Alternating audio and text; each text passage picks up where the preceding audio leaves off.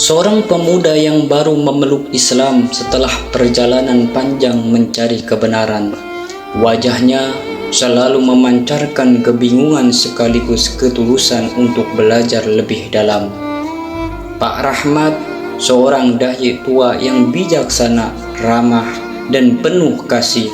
Dia sering menjadi tempat bertanya bagi banyak mu'alaf. Di sebuah masjid kecil yang tenang, sehabis sholat maghrib, Andi duduk bersila di sudut, memegang Al-Quran kecil dengan tatapan serius. Pak Rahmat mendekat dengan senyuman hangat. "Assalamualaikum, Nak Andi. Kok kelihatan serius sekali? Ada yang lagi dipikirkan?" Nada suara lembut dan penuh perhatian. "Waalaikumsalam, Pak. Iya, saya lagi mencoba membaca surat Al-Fatihah ini. Tapi jujur, Pak, saya merasa takut. Takut kalau saya salah baca. Takut kalau ibadah saya belum diterima." Ekspresinya campuran antara gugup dan ingin tahu. Pak Rahmat tersenyum dan duduk di samping Andi. "Alhamdulillah, Nak Andi sudah punya rasa takut seperti ini. Itu tanda hati kamu sudah mulai terhubung dengan Allah. Tapi ingat, Allah itu Maha Penyayang. Dia tidak menuntut kesempurnaan dari hambanya, melainkan keikhlasan." Nada suaranya lembut namun tegas. "Tapi Pak, kadang saya merasa aneh. Saya dulu sangat benci melihat orang sholat, apalagi dengan azan. Sekarang malah saya yang seperti orang bodoh, belajar dari awal. Rasanya malu sama masa lalu saya." Matanya berkaca-kaca, tangannya memegang erat Al-Quran. Pak Rahmat menepuk bahu Andi dengan penuh kehangatan. "Nah, semua orang punya masa lalu. Rasulullah pernah bersabda bahwa orang yang bertobat dari dosa itu seperti bayi yang baru lahir, bersih tanpa noda.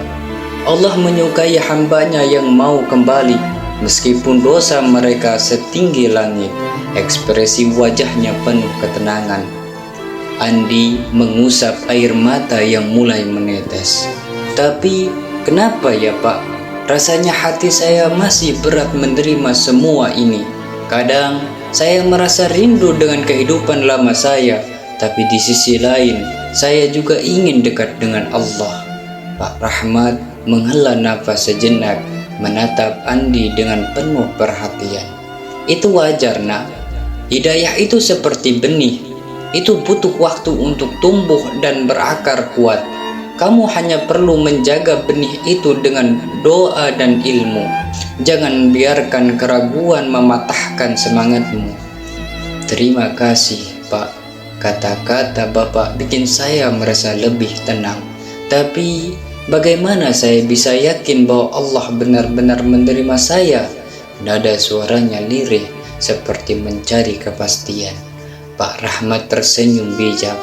"Allah telah memilihmu untuk kembali. Itu sudah tanda cintanya. Kalau tidak, mana mungkin kamu ada di sisi sekarang, belajar dan bertanya seperti ini. Ingat, Nak Andi, dalam Al-Quran Allah berfirman, sesungguhnya Allah tidak akan mengubah keadaan suatu kaum sampai mereka mengubah keadaan yang ada pada diri mereka sendiri. Kamu sudah mengambil langkah pertama. Percayalah, Allah sedang memelukmu erat, bahkan ketika kamu merasa tidak yakin." Andi tersenyum kecil, meski masih terlihat ada rasa haru di matanya. "Masya Allah, terima kasih, Pak. Saya jadi ingin lebih semangat belajar dan memperbaiki diri." "Itulah yang Allah ingatkan, Nak. Jangan berhenti berusaha. Dan kalau ada apa-apa, kamu selalu bisa bertanya ke saya atau ke saudara-saudaramu yang lain di masjid ini. Kita semua pernah berada di titik nol dalam hidup, tapi Allah selalu membuka jalan." Andi mengangguk mantap. Kini wajahnya terlihat lebih cerah. "Insya Allah, Pak, saya akan terus belajar." Percakapan itu berlanjut hingga waktu Isya tiba.